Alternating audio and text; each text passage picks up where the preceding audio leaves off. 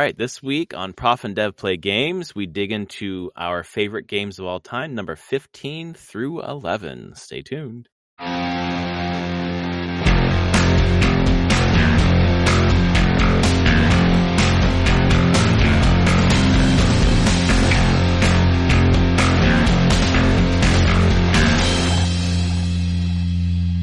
All right, my friends, welcome to episode 467 of Prof and Dev Play Games. My name is Larry, the professor at Prof Plays Games on Twitter. Oh my God, I did it again. Blue Sky.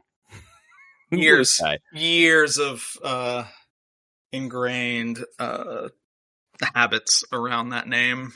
Yep, my mouth just goes and my brain's not even thinking. Yeah. There's Anthony, the dev, at Summerspeak on Blue Sky. How are you? I'm good. Let's get this recording done, because I'm supposed to get another batch of 50-mile-per-hour gusts going on here in the next couple hours. Okay, well, we'll get it before your internet turns out. Yeah. Man, my power just flickers, and my computer doesn't even go off, but my cable modem is so finicky. It's just the power flickered. I'm dead. Man. And I'm like, God damn it. Well, that is why we are a day late, because the internet was fucking up last night for Anthony. So I've already had a couple flickers earlier tonight. I'm waiting to see, the Puget Sound has been doing pretty good about keeping the worst of the weather out at the moment. It's having a hard time. You watch the storm and it's just hitting the sound and kind of just stopping. You don't see a lot of rain past it, but I'm there's a big old, it's the atmospheric river behind it. And it's just it's going to break at some point, and it's just going to be torrential downpour. Yep. Yeah, and wind, and I expect I'll lose power. So that's where I'm at. My office already lost power actually earlier tonight. Oh wow! Okay. People were on. I was already done with work, but people were on VPN, and they're like, "Hey, the VPN went down." And the two people that were in the office were like, "Yeah, the power went out. Our VPN's dead. So stop working, everybody. Go home. Go chill. There's nothing you can do." Yep. Sometimes the weather makes us take a break. Yes. And when you take a break, you can play excellent video games. It's true. Which is what we have for you tonight. We are bringing you the middle of the pack, right? The middle five of our 25, 15 through 11. We, in case you're jumping in now, go back to the beginning on number 25. But we are recounting our favorite, not the best, but our favorite video games of all time. And we're getting into some, for me at least, some harder choices. But it is what it is. I'm here. And then after this, we'll talk about games we've been playing since we skipped that last week. So do you want to start? You want to tell us your 15? Yeah, let's go with 15. Because every block has one. Final Fantasy 9. Oh my God, that's so true. It does. I looked at it. I'm like, you're right. Every block has one. At least one. Final Fantasy 9. So of the PS1 era Final Fantasies, this was probably my favorite experience. Just playing it again, this kind of fits in with the same how 10 was, with that same group of people. We all just sat at the science fiction theme house and we played Final Fantasy 9. Less people playing the mini games, but it was a group activity to play through this game and see the story and be excited and emotionally gut punched at later points in this game, because boy does this one turn the knife a bit. That sounds like such a great there's some tragic stories in this game, and it's still an uplifting and hopeful game, but you're like, wow, there's some darkness at parts of this game, which I don't think you'd really notice from early playing it. It works its way there and works through these character arcs and the baggage that comes with a lot of these characters and big reveals, and you're like, "Ooh, it's a lot." It's a cool game though. It's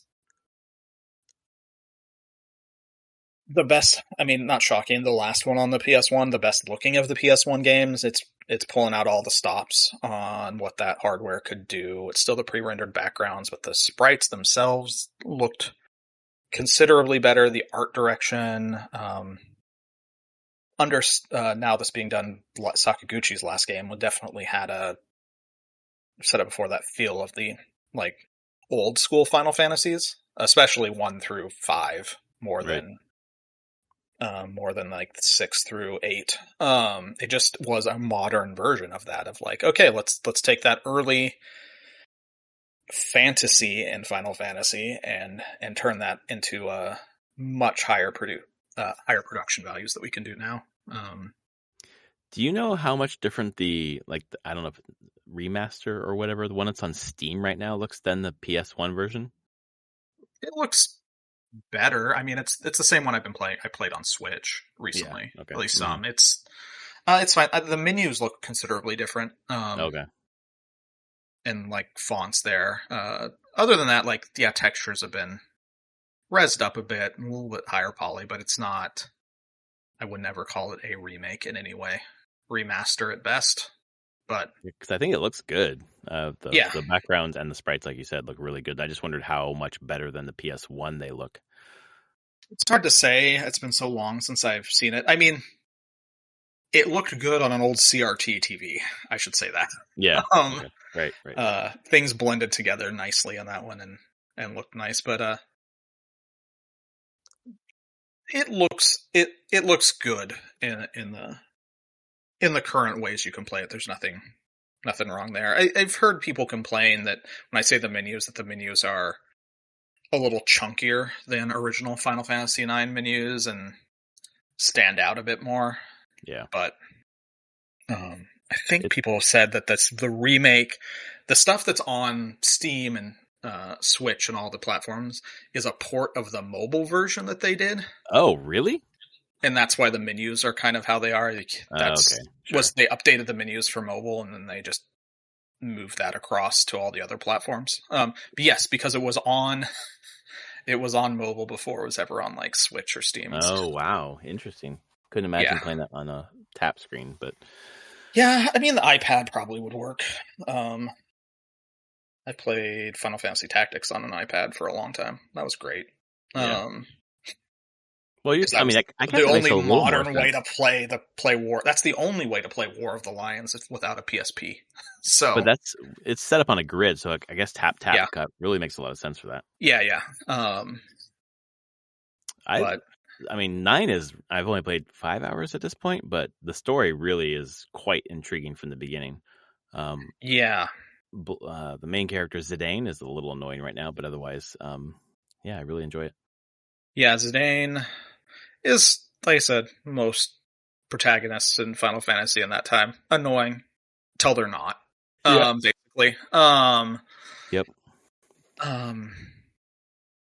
Vivi is probably the best black mage ever, and is my stereotypical black mage for life. I did love, like, it just is such a throwback to just the standard look of all the jobs as well. Like, Vivi looks like a black mage. Like, yeah, absolutely. They didn't try to. They're like, no, black mages. These characters are going to look like their character classes and jobs from the earlier games. Because I believe even there's a point where Garnet looks like a white mage. Oh, really? Yeah, I want to say that there's a point where she's wearing a cloak and everything, and it's the white mage cloak. Sometime in the story, it shows it off. And you're like, oh, okay, white mage. Okay. But yeah, it's a great one. I highly recommend. We'll see if we ever get the actual remake for this thing that's been rumored forever. I mean, it's like one of the last things from the NVIDIA leak besides Tactics, remake. I think. Yep, those are the two. We'll see. Square needs something. They don't have a whole lot else going on right at the moment. Yeah, I sort of feel like that's their due, right? Yeah, they need to do, because they've had Rebirth now, and they're not going to have another mainline Final Fantasy for a number of years. So I feel like they have a couple years of a little downtime where it might be worth slotting something like this in. But we'll see. Fingers crossed. It'd be nice to I'm kind of holding off on tactics because of that rumor. Like, I would like to play it a little more modern. So we shall see. All right. Anything else on Final Fantasy 9 for you? No. Nope. All right. My number 15 is... Oh, no, it's not. I was going to say it's the most recent game on my list, but it's absolutely not. I take that back. Number 15 on my list is Baldur's Gate 3. Ooh. Baldur's Gate 3 was such... I mean, it was, what is it, early access for a couple of years, and kind of was looking at it, and we were talking about it, and I kept watching some of the, I don't know, the was a podcast from hell or whatever they called it. Yeah. And just like learning more about it and just thinking, I just would love to get back into D&D, but I can't really get with a group here or whatever. This maybe would be it. Maybe that would scratch the itch. But I wasn't really sold until like, I don't know, a couple of weeks before launch. And I was like, I'm going to jump in to the early access and then have it ready when it launches. And then I could not stop playing this game up until I did stop playing the game. It took a little break, but it was like every night for like 4 months, like last fall, from August through I think November. Every night I would come home from work and when everyone went to bed and I'd finished my planning or grading or whatever, it was my treat. And I just loved exploring every single nook and cranny. Once I learned how to do that, because initially Lae'zel, I never made it to her. I couldn't find her. Yeah. So she's dead. But there was so much you could do. You could just go anywhere and seemingly do anything, and build the characters how you wanted to, and just make decisions that could kill them. Like, I guess you could kill Gale by just not pulling him through the portal or cutting off his arm or whatever. There's just so much to it. So then I just loved swapping stories with you when, specifically when I got to that town I can't remember the name of, and I lost the fight with Raphael or whoever it was. Yeah. And then everyone's just fucking dead. Yeah. You're like, well, those are people who are going to give you quests later. I'm like, well, not in my game. Nope. And then who was I talking to recently? It was someone at work for some reason. And we were bonding over Baldur's Gate 3. God, work seems like wrong. No, it was Scott on the RPG backlog. We went through Undertale together, and he talked about going through Baldur's Gate 3, and he asked me what ending I got, or if I had beaten the game. I said, yeah, technically I rolled credits, but I did the Gale ending at the end of Act 2, and he's like, you blew everything up. Like, yep, that's my canonical ending. Is everything went to fucking hell anyway? So yeah, I just basically got the worst ending for the game. Never saw Act 3, and I keep itching because I'm playing or doing D&D with my daughter, D&D and Magic with my daughter, and I'm just like, I want to roll a new character and get started on Baldur's Gate 3 again. But I'm going to wait for the new update. Was it update 8? The 12 new subclasses. Exactly. I don't know if I'll play any of them, but I just want like the newest update to start again. But it just offers so much opportunity to experience a D&D story without having to plan it every week and get do everything that is involved in tabletop D&D, and it just seems like the closest thing to having that experience, and that's why I jumped into it, and it really delivered on that for me. So that's why it's on here. It would probably be higher if I had replayed it before now, or if I had gotten into Act 3 or whatever. But this feels like a nice spot for it. Yeah, I can see that. It is likely on my list at some point. We'll get there. But yeah, I agree with you. It is the closest you'll get to a tabletop RPG experience in a video game. Because, as you just said there, everyone's story is their own in this game. They support... Really, it's the game that I felt has had the most support for player choice ever. Like, what I do in this game matters, even small things, and it will respond to what I've done. Most games don't even try for that level of interactivity and interactive narrative. Larian decided to do it, and they spent a lot of money and a lot of time doing it, but it paid off, and it shows quality far beyond anything that I've seen. If this was a thing of like best video games ever, Baldur's Gate 3 would definitely be really high up there. Even now, I would say recency bias on it. I'm like, no, like no other game has come close to doing what they're doing. They really elevated that entire genre in a way that I was never expecting. And everything's voice acted. Like, what the hell? Right. It's How the much- polish. It's the Yep. polish level of it responding to your choices. It's like, it doesn't make, except maybe your ending, which I guess is written in the right way, because your ending was real bad. Yep, my ending was real bad. So much so that the narrator's like, "Yeah, this is not really your ending." Like, oh, it is an ending. exactly.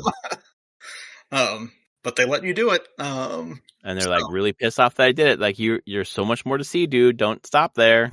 We were kidding. Don't blow up Gale. But we let you do it anyway, and we'll let you stick to it. So yeah, my number 14. This will not be the last in this series on here, but is it the first? Have I talked about it before? No. Is Legend of Zelda Wind Waker. Nice. I've heard of that game. Yeah, a little bit. I've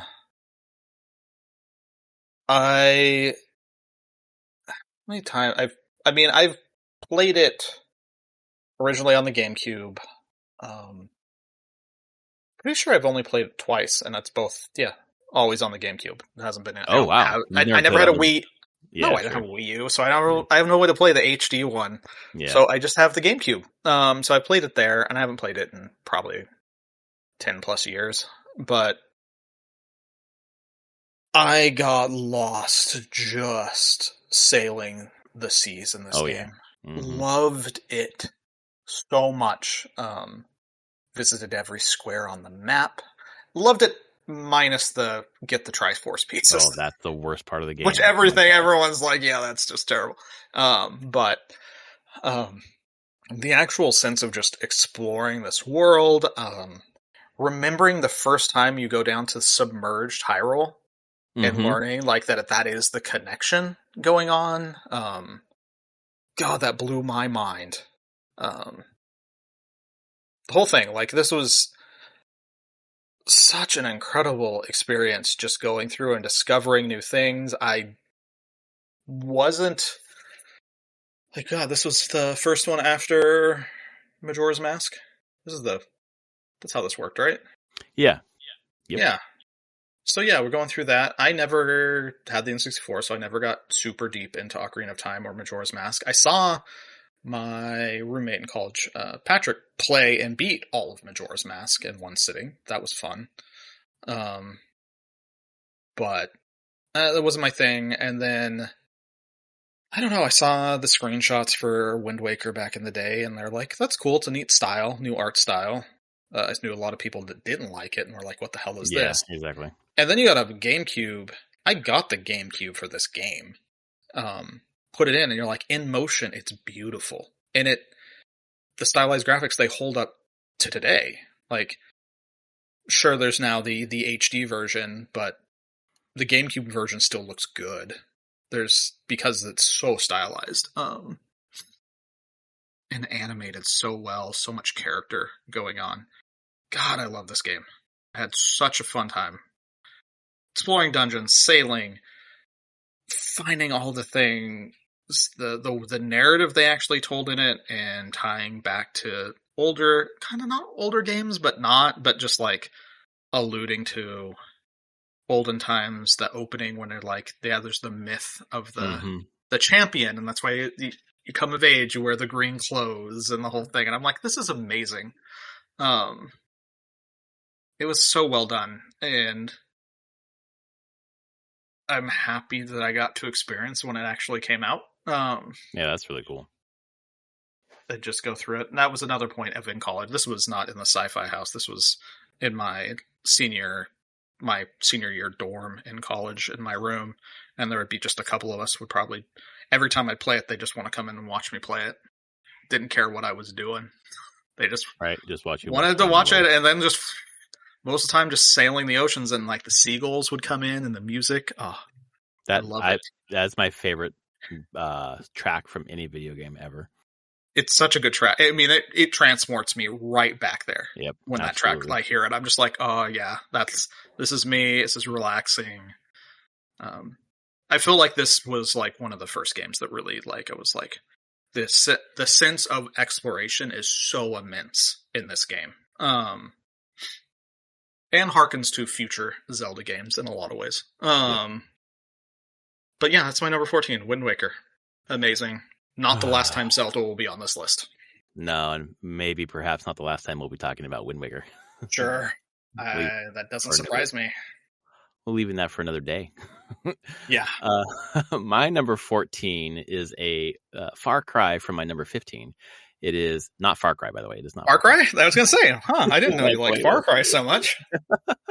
It is Mario Kart 8 Deluxe. Ooh. My God, the amount of hours I put into Mario Kart 8. I've still put more hours into Mario Kart 8 on the Wii U than I've put into it on the Switch, and we played a shit ton of it on the Switch.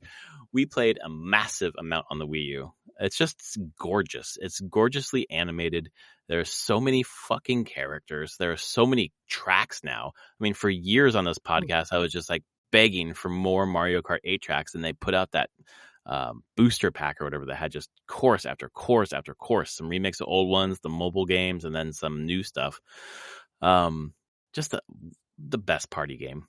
Every time we have friends over, we're playing Mario Kart 8 at some point. Something that my wife and daughter and I jump into probably once a month still and just race each other, and my daughter just has so much fun.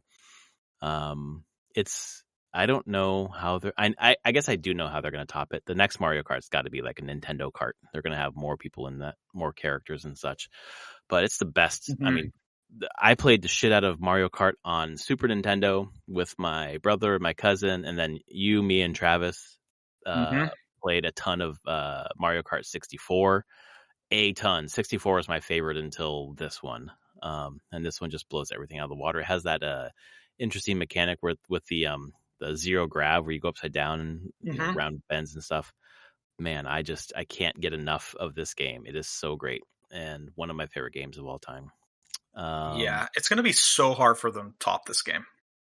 Yeah, I don't know how they're going to do it unless it's a character. Either it's character or I guess some people had talked about like an open world Mario Kart where you like race from track to track and stuff happens along the way. I don't know if that's better or worse, but that's an interesting difference. They have to try something probably different. Yeah, I think so too. Wow. Yeah. That's my number 14. That's so good. You have that, right? You have that game, don't you? Yeah. It didn't make my top 25, but yeah, Mario Kart is like, I'm like, if you have a Switch, you should have Mario Kart 8. Yes, exactly. It's just a good time. It's a great party game. My kids have played a ton of it. They always pull it out when friends are over. It's like, let's do this. That or Smash are the ones that they pull out. And exactly, us too. Smash Ultimate also, unsure how they're ever going to top that. So I don't know what they do.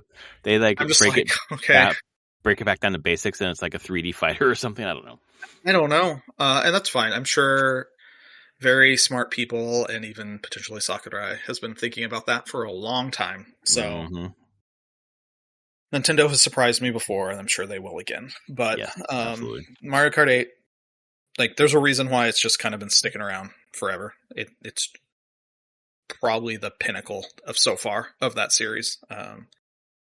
In the best-selling game on what is probably going to be the best-selling console of all time. Yeah. That's crazy. By a lot. The game, at least. The game sold so many copies. Yeah, it's like 62 million right now or something. Yeah. Oh, it's insane. It's great. Generally, Mario Kart's always been like no Mario Karts have reached into my top favorites here, but they are favorites in memories. Like you said, the N64 one. I also remember I played a ton of the Super Nintendo one back in the day, with family and friends. Double Dash. I have good memories of Double Dash. That was in college. That was at the Sci-Fi House. Man, we'd have the 4 controllers on the GameCube. Oh yeah.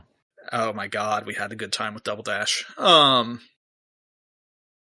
Yeah, actually, that was a lot of fun. That's the one I'd never really played. I played all the rest of them. I barely played that one. Double Dash was a good time.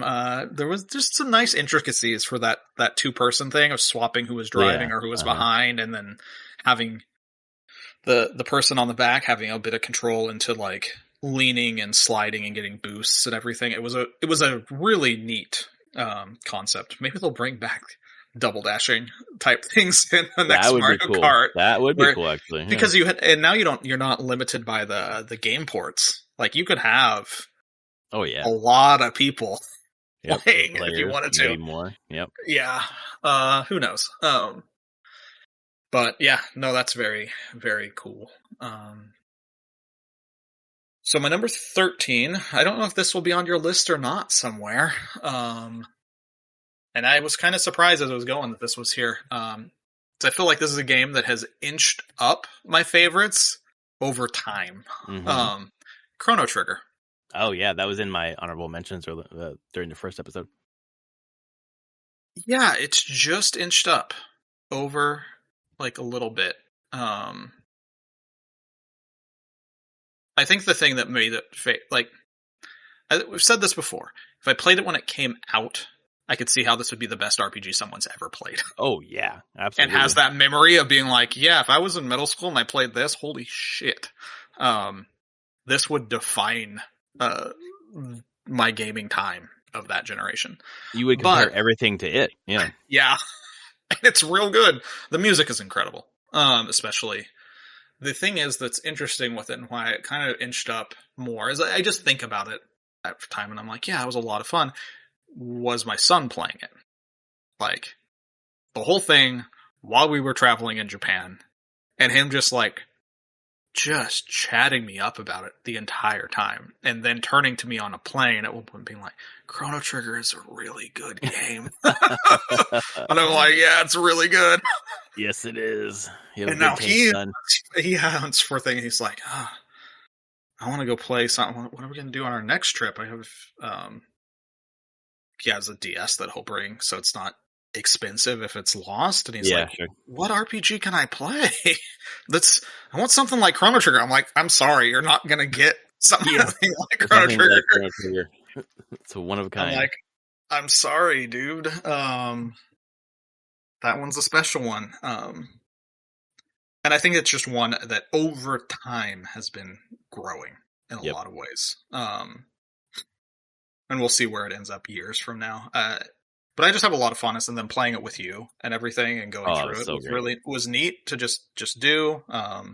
Even though I had played it probably that would have been like 2009. I played up to some point in the game when I was traveling internationally for a bit, but then stopped and put it down. But it was cool to actually just push through it and finish it and understand oh, that's why this is considered one of the best of all time. Again, another one that they should do a remake of some point. It's so hard to play this. Well, it's not hard. You can get it on Steam, but it doesn't. Yeah, the DS is still the best place to play it. I would agree that the DS version is probably the best. Can you play it on Switch right now? No, I don't think so. I guess. They never put it out as a eShop thing. Yeah, no, it's not. There's a Steam version of it. You can get it on Steam, but you cannot get it on a Nintendo Switch. Isn't that so strange? What's going on with that? They could have sold millions of copies of that. They put it on the Switch.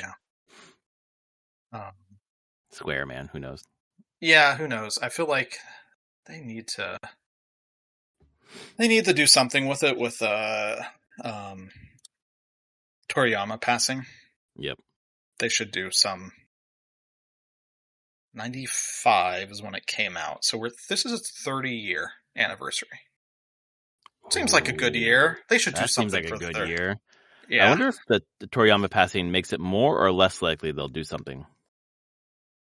Hard to say, really. I don't know. I'm sure that there's since there hasn't been updates to it, I can only imagine there's some licensing thing going on there that makes it hard. Or there's some legal hurdle no one's really wanted to go past. Yep, I agree. And was it his art or not? I don't know. I can't even speculate. There could be a lot of different things here, but it deserves its day in the sun again. Yes. God, I kind of want to play it again. I've been, for the RPG backlog, Travis and I are playing Bastion right now, and I had briefly considered this game because he's never played it, and I feel like he should play this fucking game. Yeah, that surprises me a lot, actually. Yeah. Over the years. I mean, like, I know he didn't play it whenever we were in high school, and he hadn't played it before, but I'm kind of shocked in the 20 plus years since then that he never just played it at some point. Because you can't look anywhere about JRPGs and not see this game thrown you're going like, hey, it's the best ever. Yep. It's got to catch your interest at some point. Yeah. I want to play the best RPG. Maybe I'll pick it up. It's so good. So good. Yeah, I think if I had played it earlier in life, I think it would have been higher on my favorite list. But it did make my, it's basically in the 30 to 26. Yeah.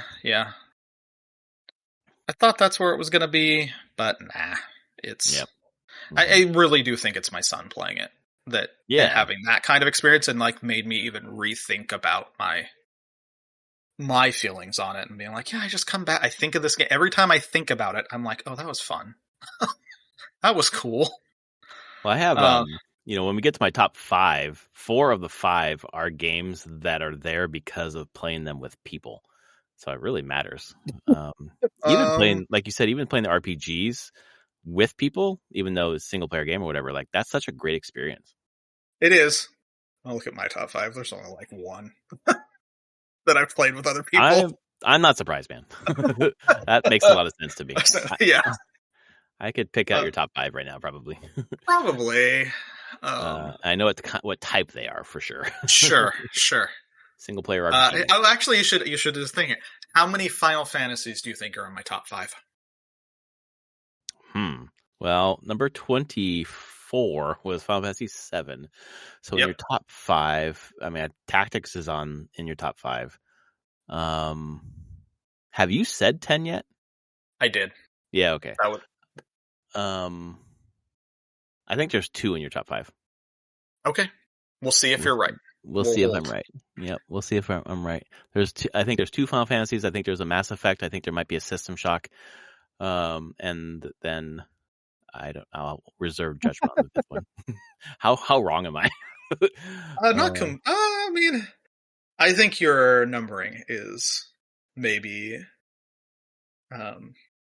off, but you're saying a lot of games that are up there. There's a BattleTech up there. There's a BattleTech somewhere up there. Maybe that's the 5th one.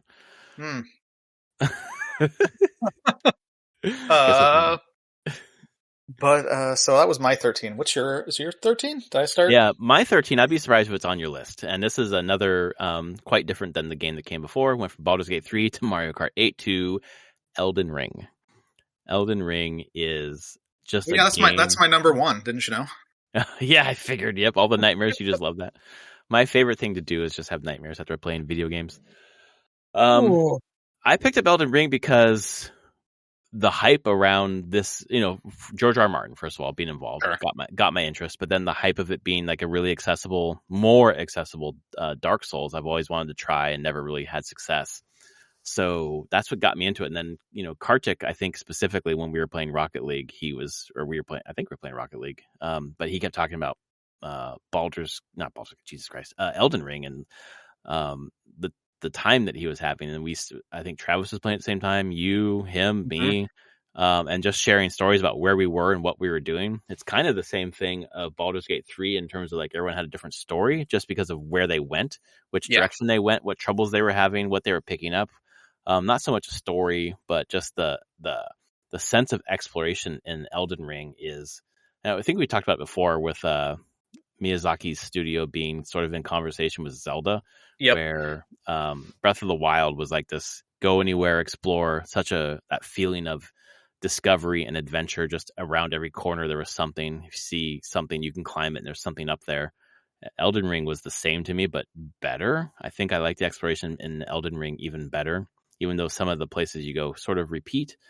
And some of the places in Breath of the Wild were quite special, like the island in the southeast corner, whose name is escaping me at this moment. But the darkness is the thing that sort of interested me, and then eventually I got a little tired of it, which I think you did as well. But there was so much to do. There's so many little crevices to dig into and discover, and then you take an elevator and go down. That's what I was going to say. I'm like, you can't ever not forget that time. The first time you took an elevator and you're like, this is going down for a while. Is it going to stop? Yeah. And then it opens and you're like, oh my God. There's a whole other map down here. What the fuck? And then, of course, bring back the conversation. Tears of the Kingdom's like, oh yeah, we can do a bottom and a top. The top, yeah. Oh my God, those two companies, I swear to God, they're just like in a pissing contest. It's really interesting. But the skill challenge, I guess, like learning how to take down bosses, learning how to like do the Dark Souls thing. And then obviously having the mimic or being able to summon someone to help, like, in those tricky situations really helped push past a pain point in the game and get to more exploration or whatever. But just, and I'm blanking on her name. I don't know why Marikath is in my head, but it's not Marikath. It is Melania? No, is that Trump's wife? Which one's not Trump's wife? The hard boss in the Haligtree. Is it Melania? Melania? Yeah, Melania. Okay. The Blade of Makella. Yes, exactly. And just beating my head against that fight over and over and over. Yep. And even with the mimic, it was just like hard as fuck. And then you eventually learn a little better. And when I took her down, I was more proud of myself doing that than any other gaming experience. You get a little better, and then she has a second phase, and you're like, shit. Yep. You get her down, you're like, I did. Oh my God, what the fuck is this? And you get wiped immediately. You're like, no, God. It took me a couple of nights, and that was so great. And then Erdtree came out, and being able to explore again and having a new mechanic with the Skadu tree fragments or whatever, and just pushing through that and getting even better at the game. And eventually I got tired of the darkness and stopped, but I put another 15 hours I think into that. It's a game that calls to me like once a year, and I just like want to go in and just run around. I've never restarted. I've only played with that one character. It's just dual katana basically. So I've never used a magic wielder in that game, but that would open up a completely different play style and strategy and playthrough, to be honest. So yeah, Elden Ring. That's one of my favorites. Yeah. If there's an Elden Ring 2, I'm jumping in for sure. I'll be curious what they'll do there eventually.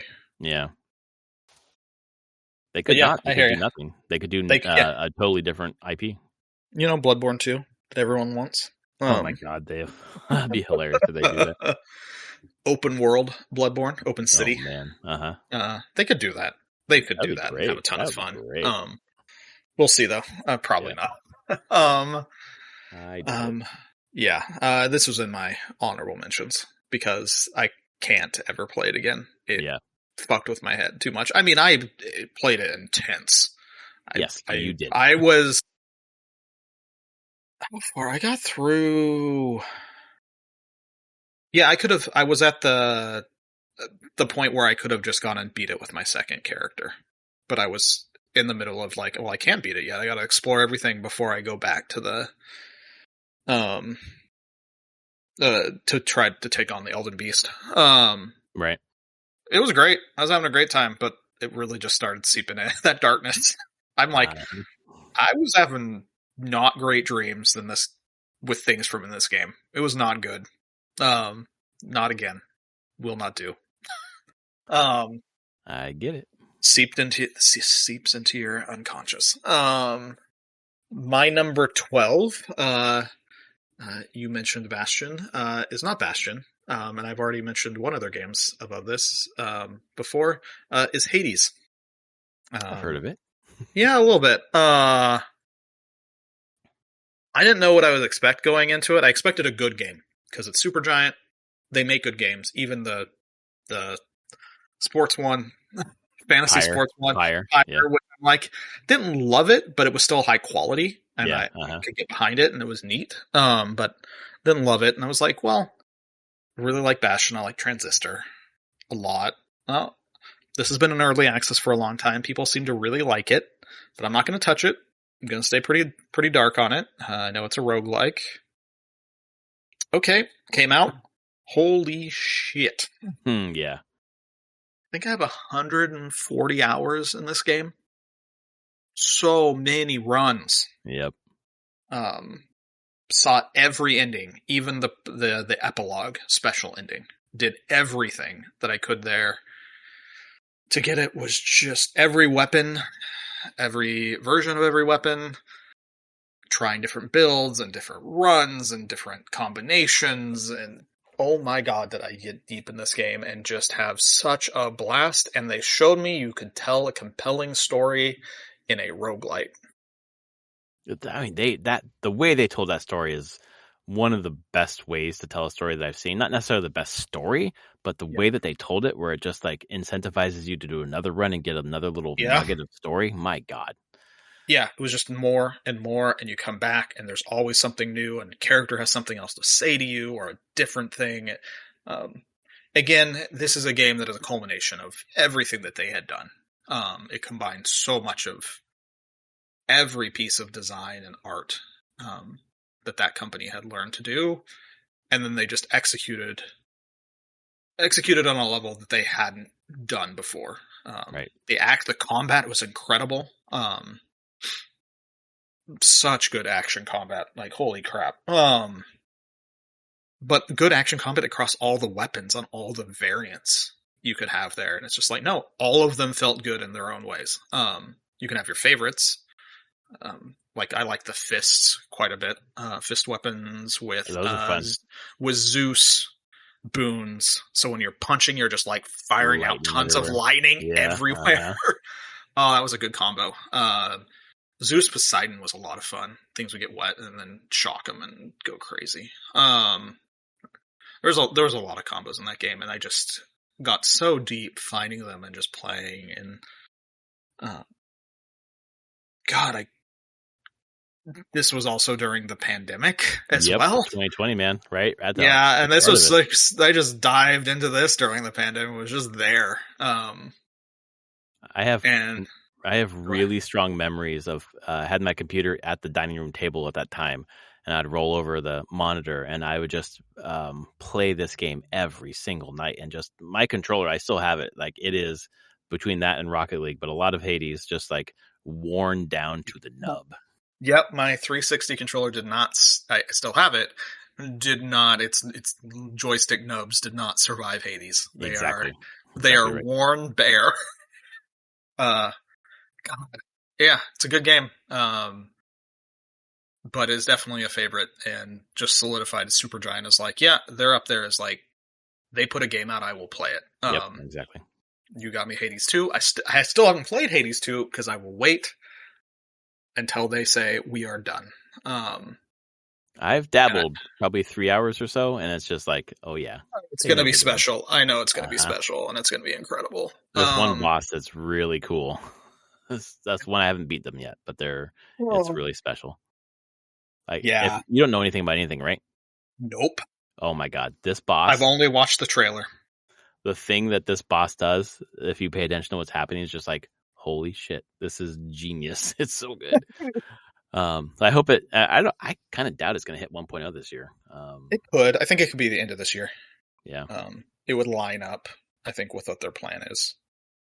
It's either the end of this year or the beginning of next. But when I'm playing Bastion for the RPG backlog right now, and I'm so shocked, and I shouldn't be, how much of a prototype of Hades it feels like it is. Level based. There's so much DNA of Hades in this thing. You get little nuggets of story every time you come back from the level. You're leveling up different weapons, kind of similar looking weapons. You have similar. They're not charms. They're whatever they're called. I know what you're talking. Yep. Like curios or whatever that do something like allow you to have another Death Defiance or whatever. There's so much that feels like Hades in Bastion. It's really surprising. Because that was their first game. I would expect that later because Transistor was quite different. It was quite different. I would say the storytelling elevated in Transistor in a lot of ways. Oh, yeah. And execution of story is what they learned there. Yep. But another cool thing about Hades is, you get to Lord Hades, you beat him, and you're like, okay, I beat the game. No, there's more. There's more story to uncover. And I actually haven't, I've beat him a couple times, but I haven't gone further. Haven't raised my heat levels and gone further. And there's still more for me to do in Hades, to be honest. Did you finish the main story with the mom? I don't think so, because you have to beat Hades like 5 more times, right? 10 times. 10 times. No, that I have not done yet. So no. Oh, okay. I thought you did it for some reason. Nope, I never did. I tried. I only beat him a couple more times, and then I moved on to something else. So you have to do 10 runs, full runs, and then you finish like what I call the main story, and then there's the epilogue you can do. And I would say that last run is actually kind of like there's some shockingness to that. Really? Some execution to the end of the story. I'm like, okay, you didn't have to go this far in your production and your choices, and you did. I need to get back to it and do that thing. It was pretty great to get through the 10, and then the final like credits song is so good. In the Blood, and it also has that's where Austin Wintory helped compose it. Oh, that's cool. I didn't realize that with Korb. Yeah. Because Korb was like, I can't. He wanted add in some symphonic elements, and he never felt. He's like, no, I need someone to come in here and help me, like lay down like the composition for a symphony piece to go on top of this music. And Austin Wintory came in and helped. That's what I saw them perform at like the 10th anniversary thing at PAX. It was Korb, Ashley Barrett, and Austin Wintory. Wow, that's really cool. That. And I was like, why is Austin Wintory? And I'm like, oh, okay, that makes sense. He signed my Transistor soundtrack. He's like, do you want me to sign this? And I'm like, sure, I saw you here. So yeah, go ahead, please sign that. Yeah. The music is so fucking special. I mean, Bastion, it's really good too, but God, Hades, the art style, the art direction, the music. I mean, Darren Korb is a genius. It's just the way that he brings guitars in. It's great. Yeah. You can hear his music at the start in Bastion. There's some really good songs in Bastion. Already. Build That Wall, Coming Home are the 2 songs, and that's where he met Ashley Barrett, because she sings on those. You'll hear those at some point if you continue playing. I will, because we're playing through the whole thing. Yeah. Just that's how I was like, man, your music is good, and I met Darren Korb at PAX. At the WB booth, when they got a tiny little spot in the side that was like Bastion, and I was like, oh, hey, this game's pretty cool. It was before it was out. And I was I've heard of it, and I really, and he's like, yeah, I'm like, oh, he's like, yeah, I didn't actually like program it, I'm just the composer. I'm like, just the composer. Yeah, but I mean, he wasn't known at the time or anything, and I was like, that's cool, and the game hasn't been out, but I'm like, holy shit, I saw you when you were just your little baby booth in the WB booth at PAX. They gave you a little like 6 foot by 6 foot spot in one demo station. Yep. And I'm like, yes, I know this game. I want to play it when it comes out. Did you play it when it came out? Yeah. Yeah, that's cool. That's really cool. Xbox Live Arcade. Yeah, man. It was incredible. I spent a lot of time at PodCap talking about this game with coworkers. We loved it. Yeah, we are at a polish level that was really high. Yeah, absolutely. At that time. Well, and there's so much, going through it now, the art style, like the way the rooms are decorated, really is similar to how areas are decorated in Hades. It's just, it's amazing. Just that art style, man. The movement, the way that the locomotion of the character. I can't imagine a friend of the podcast, Bill, who's been on several times.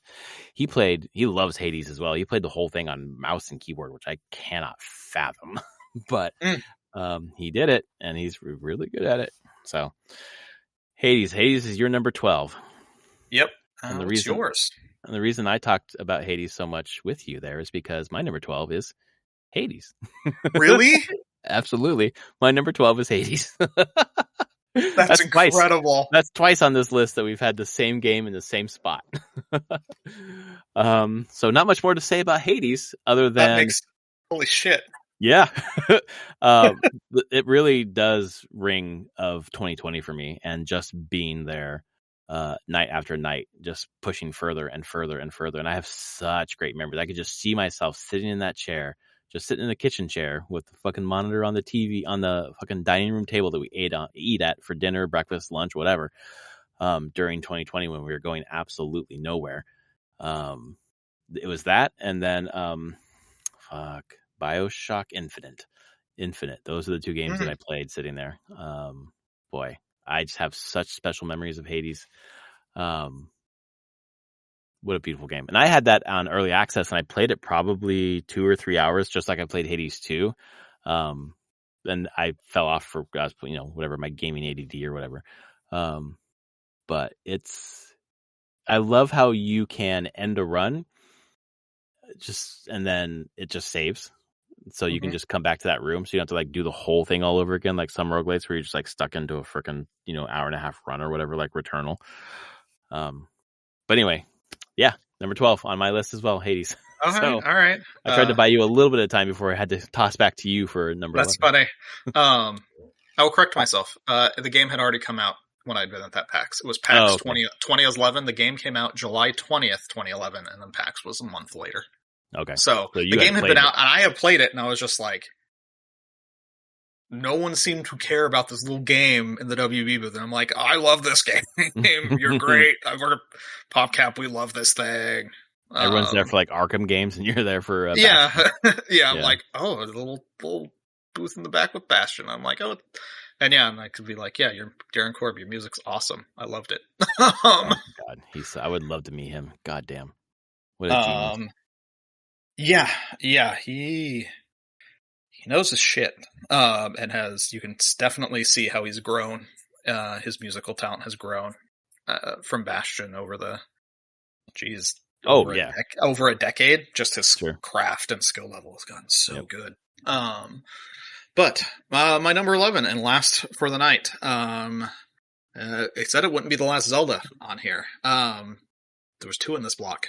Link to the Past. Oh, nice. The game that I spent probably 2 years of my childhood life beating. Wow. Took me forever to beat this game. Over a long period of time, I was distracted in other things, but I'd always do it. I remember the point when I was like playing through, I'm like, I had played Zelda, the original one, on NES. It's not a long game. I'm like, cool. I'm playing Link to the Past, and I'm getting through it, and I finished the 3 temples, get the pendants, and I'm like, cool, I'm going to finish the game. And then there's a Dark World. And I was like, holy shit. This game is so big. I think we're probably exaggerating 2 years, but I think it was like a year and a half where I had this game. From launch to finally beating it. And I still just have so many memories of just little bits and parts of this. Getting the Master Sword for the first time, going through there. Like, this one is to me, I guess the thing is, I played the original Zelda. I didn't play the Game Boy Zelda at the time, Link's Awakening. That was between? Was that after this came out? Yeah, I'm trying. Link's Awakening was on the Game Boy. Yeah, it was on the Game Boy. It's after the Super Link to the Past, right? Really? I don't know. The Game Boy was out forever, so it could have been for sure. But I guess I think of it as Link's Awakening as like 91. Let's see. When did the games come out? I did dabble with Zelda 2. I hate that game. Yeah. So, no, it was earlier. Link to the Past was April 13th, 92 in North America. Yeah. And Link's Awakening was August 6th, 1993. 93? In North America. Jesus. So it was a year later. Over a year later. Okay. So really, the only Zelda I played was the original. Bounced hard off of Zelda 2. Sure. As a good person would. And then, like, the Legend of Link to the Past, like I said, going through the Lost Forest, getting to the Master Sword, the cutscene, getting it, and the music, I will remember that forever. Yeah. And I hear that music now, even though, like, the 16-bit music and everything, I will immediately be there in my head of doing that. The first time going to the Dark World and being like, holy shit, this game is way bigger than I thought. As I just wasn't spoiled. I wasn't spoiled on anything in this game. I was just playing it. And so I didn't know there was a Dark World. I didn't know that there was another half to this game. And then I had to actually like be jumping between light and Dark World to manipulate the game. I was just like, it blew my mind. That part is genius and really like complex. Yeah. I didn't know that, but it's so rare to go in now to games completely blind. It's hard to do. Yep. But then I guess I just didn't read anything about the game. I just knew there was another Zelda coming out. It looked cool. Nintendo Power probably had a preview of it, and I was like, I want it. And I got it and played a ton of it. Nintendo Power advertised the shit out of that game. Oh yeah, they should.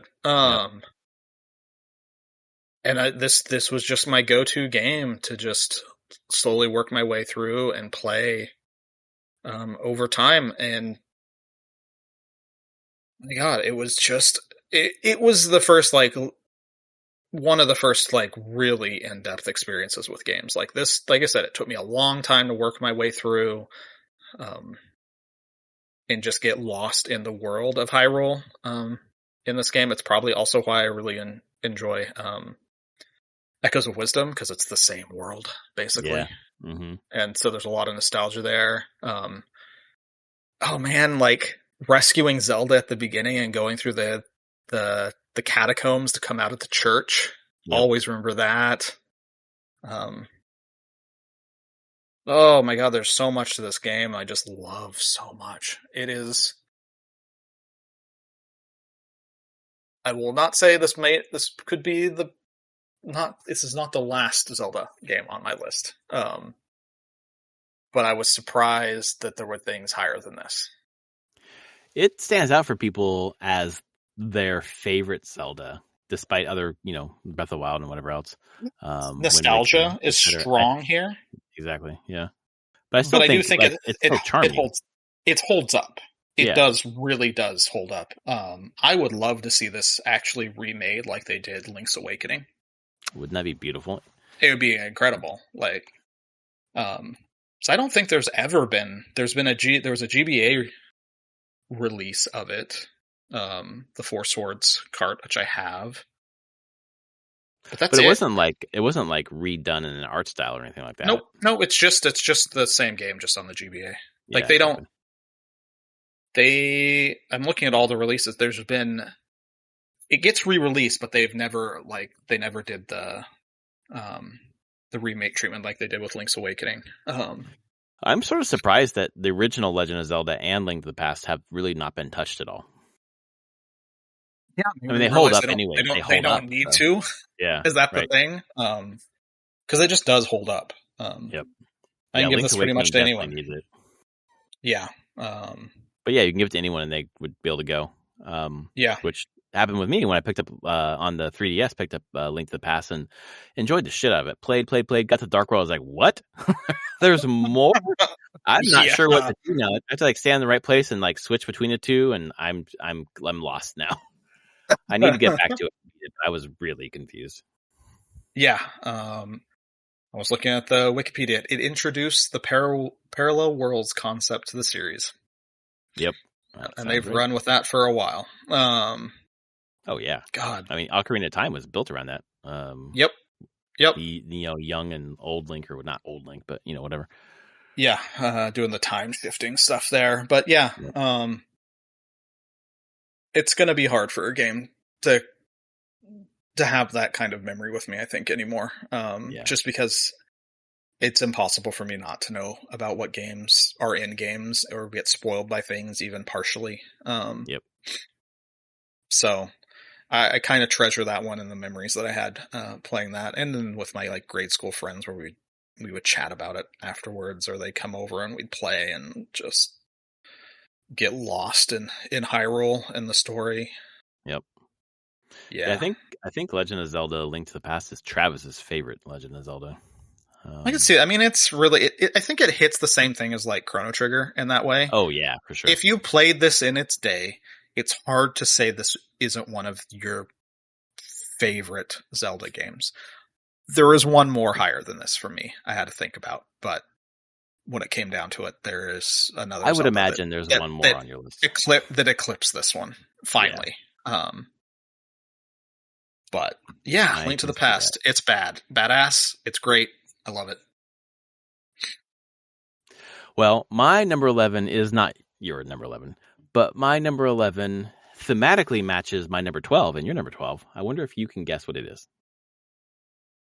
Not gameplay, but theme. Theme of Hades? Mm-hmm. Roguelike? Nope. Like a story, like what's in the game, who you're interacting with. I'm not gonna guess. I guarantee it. It is Assassin's Creed Odyssey. Assassin's Creed Odyssey. Okay. Exploring the Greek islands. I know you did too. Played the shit out of this game. Played this game so much when it came out. I'm struggling to remember when it came out, but was it during the pandemic still? When this came out? That doesn't seem right. No, that's not right, because Valhalla came out during the pandemic. So this came out because Valhalla was 2020. So this came out 2017, 2018? 2018. 2018. Yeah, that sounds right. And just exploring Cassandra's story. And again, it's, exploration is the theme. There were so many places you could go in this game, so many things you could do. There's still things I haven't done in this game. And I put 130 hours into this game, which is still the most hours I put into a single player game ever. I played this more than any other single player game I've ever played. Not multiplayer game. I've played other multiplayer games for 3 times as much as this one, but this is the number one single player game I've ever played. More than Hades, more than Elden Ring, more than Baldur's Gate 3, more than Wind Waker, even though I beat that game like 3 times, more than Witcher 3, more than it plus the expansions. And it was beautiful. It was gorgeous. Like you talked about with Wind Waker, you could just sail anywhere. You could just go find like random side quests that are just steeped in mythos of the Greek gods. Eventually you ascend to not Pandemonium. God, the DLC took you to heaven, whatever the fuck it's called. And you have like really interesting, weird ass abilities. Elysium, right? Elysium, thank you. I think that was it. Of course, the modern day stuff with I think it was Layla Hassan. Sort of like meh. But oh boy, the time traveling, the way that it ends for Cassandra, and how she lingers in a way. I thought the storytelling was superb. I thought the exploration was great. The combat was really fun. It was the second in the Assassin's Creed RPG series. It was Origins first, which I played for like 25 hours and kind of fell off of. And then Valhalla, Jesus, same thing, 25 hours and fell off of it. But this one, for some reason, hit. And that's why I'm just like, I don't know what I'm going to do if Assassin's Creed Shadows comes out and is like, this is the best since Odyssey, or this is like Odyssey in a different setting or whatever. Like it could be like my game of the year. So I'm just holding my breath for Shadows, but I don't know. I remember early. Shadows leaked. If you hadn't heard or seen. What? Like no. Physical copies are in the wild. Already? It's like a month out. Yep. People have them. I didn't realize it had gone gold. Yep. Oh, maybe it's not gold, but it was gold enough to print discs. Oh man. So people can play it. Okay. I guess we'll start hearing about confirmed that people have it. So yeah. Yep. Okay. Well, there's just Odyssey is sort of like the I guess the what's the word? Not hidden island. Tropical island? No. The place where you go and you're on an island and you're alone. What the hell is that called? Desert Island. There we go. Yeah. Desert Island game where like it just has so much in it that I could just play that for like the rest of my life. And be pretty happy with what's buried in that game. So it is. Yeah. It almost cracked the top 10. It didn't quite. but I enjoyed the hell out of Assassin's Creed Odyssey, and it's certainly I think it is my favorite Assassin's Creed, even though it's hard to compare with Syndicate because Syndicate's such a different game. But those two are my favorites. Syndicate is not on my list. This is the only Assassin's Creed on my list. So no Assassin's Creed made my list. They were in this one and Brotherhood were in my honorable mentions somewhere between 25 and 50. And Odyssey is great. I had a blast with that game. I platinumed it, so that should be good enough. Me too. Yep, absolutely. But just because I platinum a game does not mean it is a favorite. It just means I had a good time with it at the time. I had less good time with, I would say, Odyssey and the DLC. Yeah, the first DLC. The first DLC was interesting. I struggling to remember a lot of it. I think that's where Cassandra died. Isn't that at the end of this? No, that's not true. Yeah, that's the end of the game. That's not the game. DLC. Okay. Where they meet in the present day. Yeah, exactly. It's a continuation, and you do. I don't know what else you do. I just didn't like the gameplay mechanics in it. Well, the Elysium part is the one that has like really weird mechanics, like the jumping really high between islands or whatever. Yeah, I think there was that one. I should go back and finish that. I should. Yeah, I just didn't like the mechanics overall. Yeah. I was like, this isn't making it better for me, I would say. No, I don't think that either DLC was like great. So, like the game was. Yeah, but cool. Yep, there's our top 25 through 11, and when we come back next week, it'll be cracking into the top 10 through 6. Yeah. But before we get there, we're going to talk a little bit about what we've been playing. So I've talked a little bit about what I've been playing. So why don't we talk about what you've been playing? What did I play? Did I chat? I guess we haven't chatted about what we've been playing recently. So Steam Next Fest started today, but a bunch of demos went up last week. Yeah, Wanderstop demos up there. Okay. But last week, a week ago on Saturday night, Sunday, Promise Mascot Agency came out. Have you heard of this thing? You put that in Discord, I think. Right? It's like the weird set in Japan. Yeah, and you're that's the Shuya Yoshida. His voices. That was it. Yep. It's. I want this game so bad. I'm gonna grab the demo real quick. It is so weird. Open world mascot management thing with a really twisted sense of humor. That's so interesting. The company did Paradise Killer, if you've heard of that game. Oh yeah. Okay. This is their sophomore game. Oh wow, interesting. And I've been told I should play Paradise Killer by my boss, Liz. Mm-hmm. She's like, Paradise Killer is incredible. And I bought it. It was like $5 on Steam. And I was like, I'll buy that. The plan is to play Paradise Killer here at some point. Because I think I just jive with the sense of humor of these games. But Paradise, Promise Mascot Agency, you are the demo skips over the whole beginning and is like, just kind of sums it up with a little screen, but is like, you're an ex-Yakuza who's been sent to this town of, effectively, it's a rundown Japanese countryside town with all sorts of weird-ass mascots. Like, that's so interesting. And so, like, you're going around and, like, you drive around in your little flatbed Japanese truck with your main mascot, Pinky, who is a severed pinky toe. Oh, God. Oh, my God. And she helps you out, but you have her in the back and you're just, like, driving around. There's, like, collectibles as you're driving around this town in the countryside, but then also stopping to talk with people and get quests or get jobs for the mascots to send your mascots to different jobs. And you're like, oh, how does this even work? There's all that stuff you're doing, and you can upgrade. Clearly, you can, like, upgrade your truck so that it can become a boat, and then also eventually have wings and fly around this place. Oh my gosh. And you're like cleaning up the town and just doing little stuff there. And then whenever like mascots, you send them on jobs, and that's kind of, this game's done in a real time with a pause thing, but they go, and it's like this job will take 6 hours.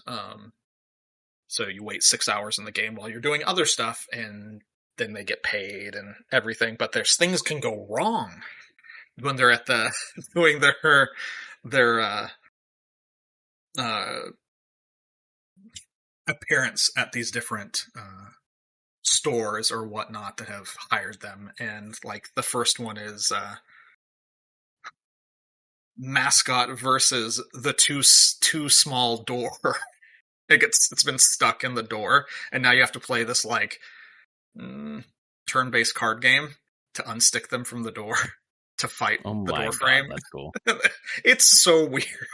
I love it so much. It doesn't have. And you're just playing the demo. This is just the demo. Yeah, you're playing. This is a demo. The demo is locked to an hour and a half. You have an hour and a half, and it just ends after an hour and a half. And you can do whatever the hell you want.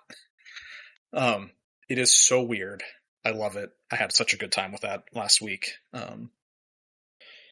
But beyond that, weirdly this past weekend I played a bunch of, and I've mentioned it before here, it is Against the Storm again. Oh yeah.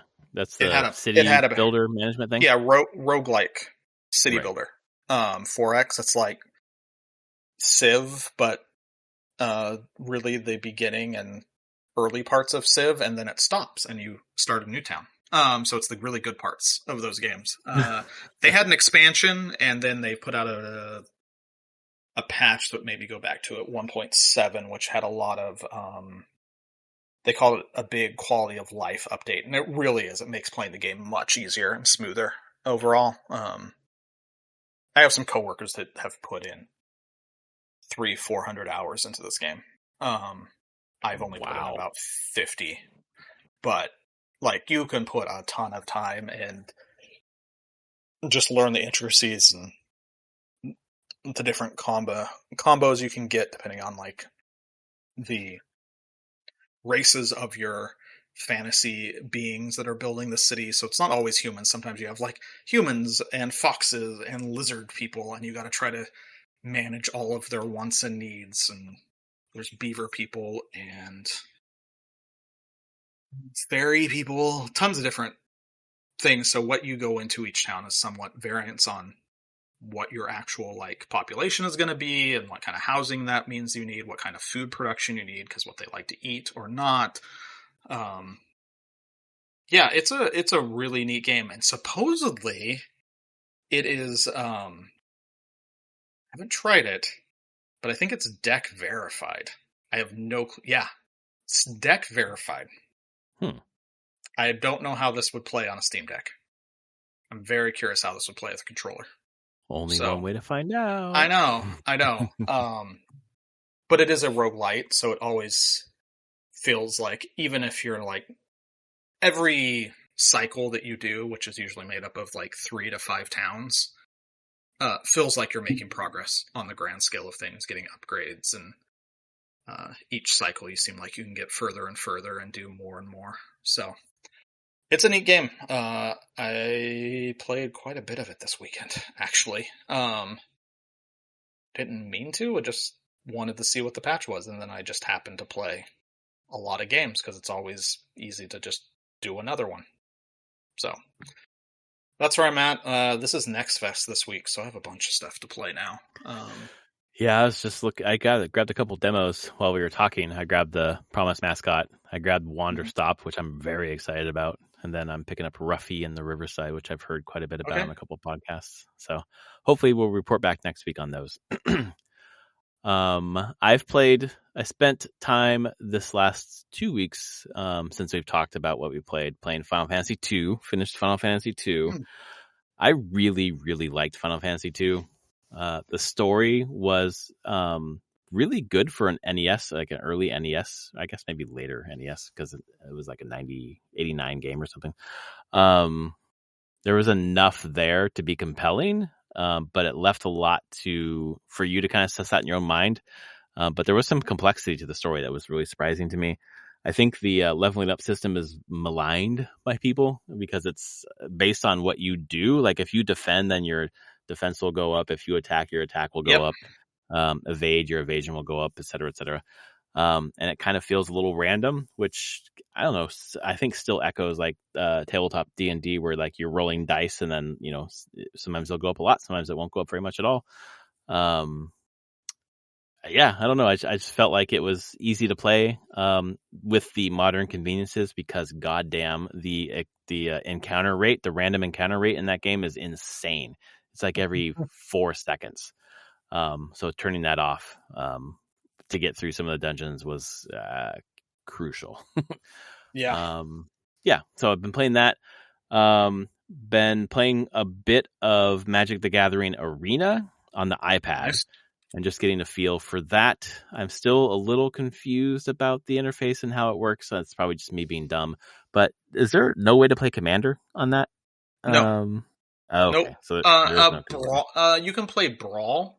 Okay. Which is the closest thing to which is Commander roughly. You have a Commander and you have a 100 card deck. It's just that the card pool on Arena is so much smaller. Yeah. So you kind of have to. You don't have as many options, but Brawl is the Arena version of Commander, and it's because Commander typically is in a 1-on-1 format. Right, it's usually 4 players. Yeah, it's 4 players, 40 life. I think Brawl is 2 players, 30 life. Okay. So it's a format that tries to play is a single. They call it singleton format, 1 of any card with a commander, just a different life total. So they call it a different thing because it's not. That makes sense. Yeah. But yes, if you want to do it, you can play Brawl. Brawl is there, but you have to build a 100 card deck. Yeah, and I feel like the monetization on that thing is just like wild. And maybe I'm just not looking at it the right way, but it seems fairly expensive. And I know Magic is fairly expensive anyways. I just spent $100 on a box of fucking AC boosters. You do not have to. I've put very little money into Arena, and that's good. I generally, every time I play it, like when a new set comes out, I have enough wild cards to just make a deck that I want to play close enough. Brawl again might be different because you're wanting 100 cards. Yeah, right. I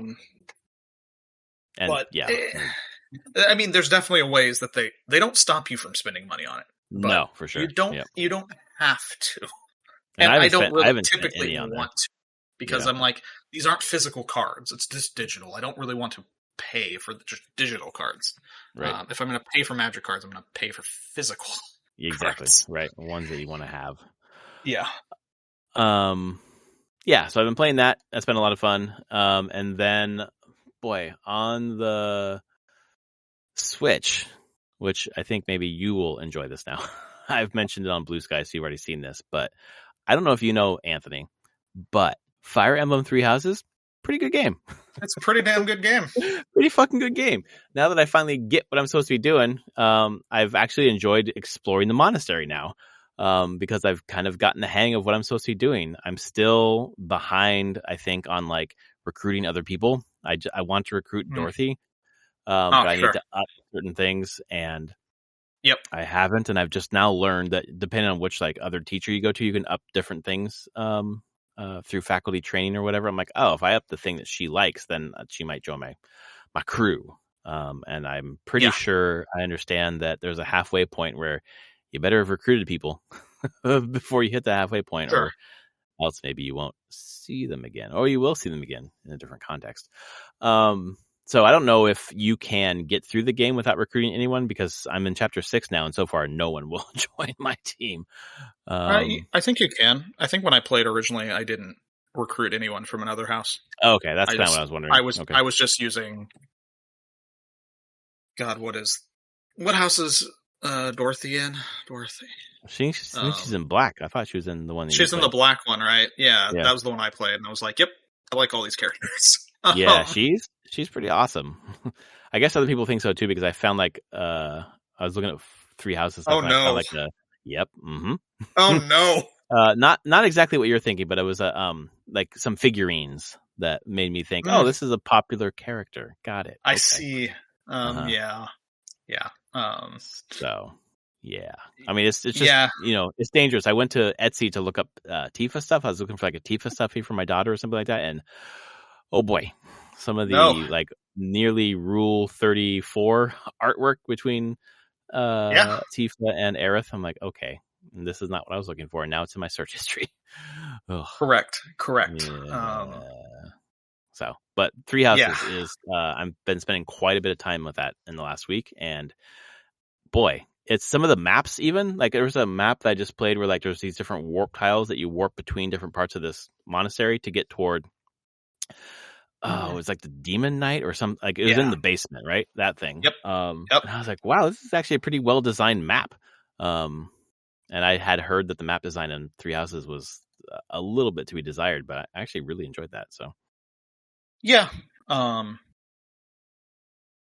not everyone is great overall on that side, but I enjoyed that game. When you're talking again, playing a game that have no spoilers in it and you're just playing it, never gonna get that back. Yeah, right. Like that was this game. I just played it and I had no clue what I was doing, but I was bumbled my way through the game and I had a blast. It was so good. Some really cool story beats. It's really, I mean, good God, man. Obviously, we've already talked about this, but compare the story in this to Fire Emblem Engage. Oh, God damn it!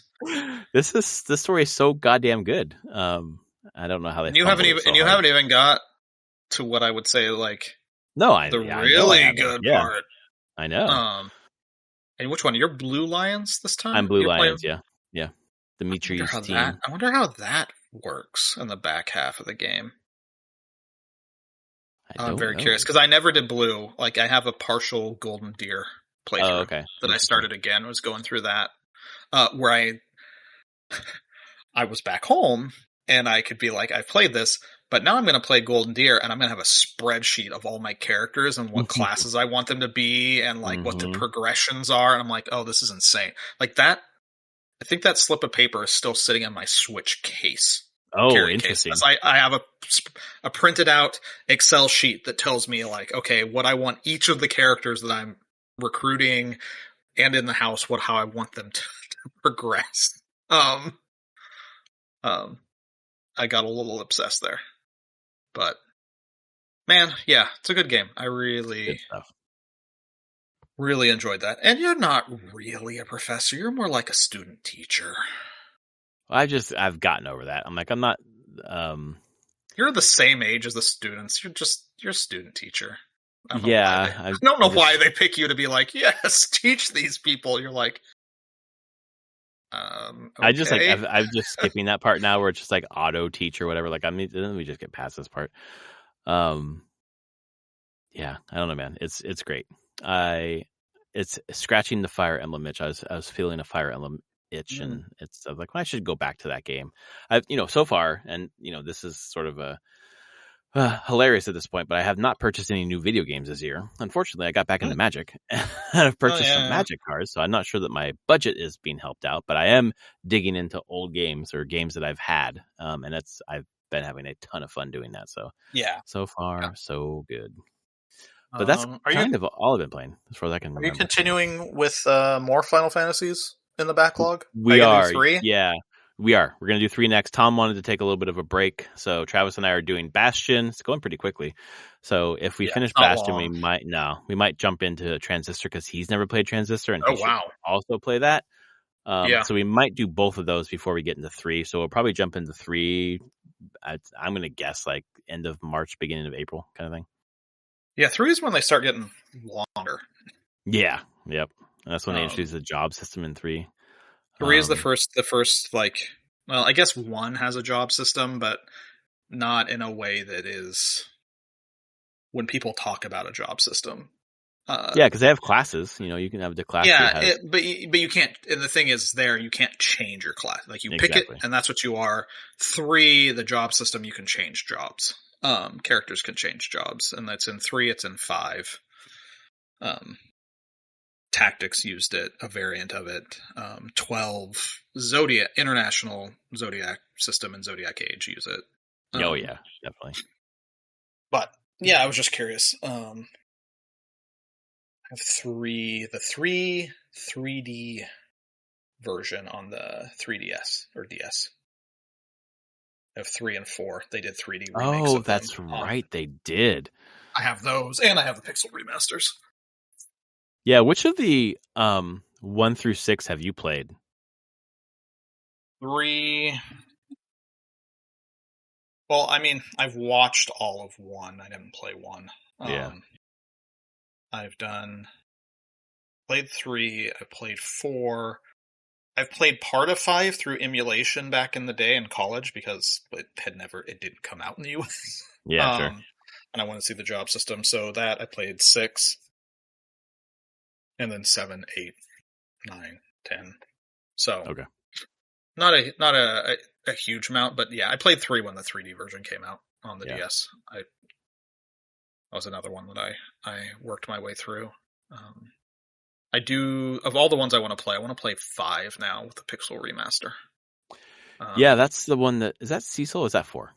That's 4. Okay, fun thing with the development here, which we can end after this. Final Fantasy 4 that got released was actually Final Fantasy 5. They canceled 4.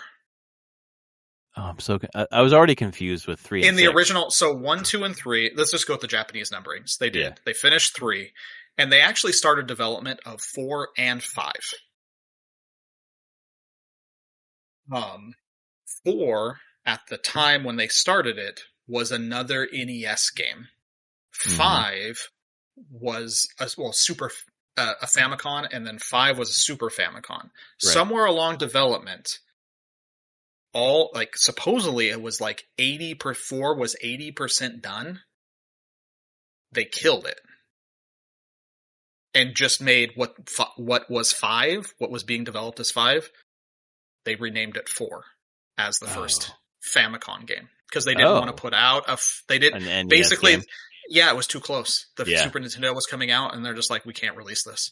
Right, it won't sell. Yep. So whatever that original 4 was, no one knows. Sakaguchi won't even talk about it. He's just like, yeah, we killed it. And it's gone. Wow. It's gone. No one has a clue about it. The Final Fantasy Union guys on the YouTube channel have talked about it some, being like they want to believe that if it was that close to done, that there has to be a version of it out there somewhere. But Square isn't known for actually, even at that day and age, archiving their crap because they wanted to save data space. Right. Right. So game released, and I was like, and delete everything. We don't. Now it's time to make a new one. We need space. We got to make new stuff. So yep. There's very likely that the NES Famicom version of 4 just will never. We know that it existed because Sakaguchi has said so, and how far along it's been was in development, and how upsetting it was to cancel it for the team. But don't know what it is. But whatever 5 at the time became 4 with Cecil and all that. Oh my gosh, the numbering system is already crazy. That's even more crazy. Yeah, you learn about that now, and you're like, holy crap! But then you're also like, well, that does kind of set precedent on the 13 versus becoming 15 sort of thing. It's not the first time that they've done stuff like that. The original version of 10 got scrapped. The only characters that remained were Tidus and Yuna. Oh, wow. There's a whole nother version of 10 that they were making that they scrapped and threw away and redid the entire story and supporting cast. So I think that's the right move because people love 10. Yeah, I mean, that's the thing with it is okay, clearly as a company, they're cool with some points. You just got to be drastic and be like, no, we're not doing it. So, but yes, the 4-5 one is crazy. Of being like, oh yeah, there was a whole different Final Fantasy 4 that just never got released. But they had the Super Nintendo one, and they're like, here, we'll just call that one 4, and we'll start development on another 5. Right. But, 5 is the one that I want to replay the most. And it has what I would say the fullest version of the job system that was out before Tactics. So I'm curious. Well, we're definitely going to get to that this year. So I know that you don't want to play that on the schedule probably, but we'll see. We're going to be hitting that later in the year. All right, my friends. Well, thanks for tuning in. If you like us, please rate us on your podcast service of choice. Tell a friend. And we'll be back next week with our favorite games of the year. Or not, Jesus Christ. Favorite games of all time. Yeah, let's do our top 5 favorite games of 2025. It's the end of February. Yours will be Monster Hunter Wilds, which comes out soon. Reviewing pretty well. Thanks to my fantasy critic. I'm happy with that. Still nothing's cracked 90. Nothing. No, I'm surprised. I mean, Wilds I took that first, so I'm surprised that it didn't crack 90 because I thought that I kind of wasted that pick on the first on something that didn't crack 90. But oh well, 89 is anything this year has actually cracked 90. No, I don't think so. I don't think so either. Yeah. So, it's kind of interesting in that way. But yeah. Well, we'll be back next week to talk more games. Thanks for tuning in, and we'll see you then. All right. Later, everyone.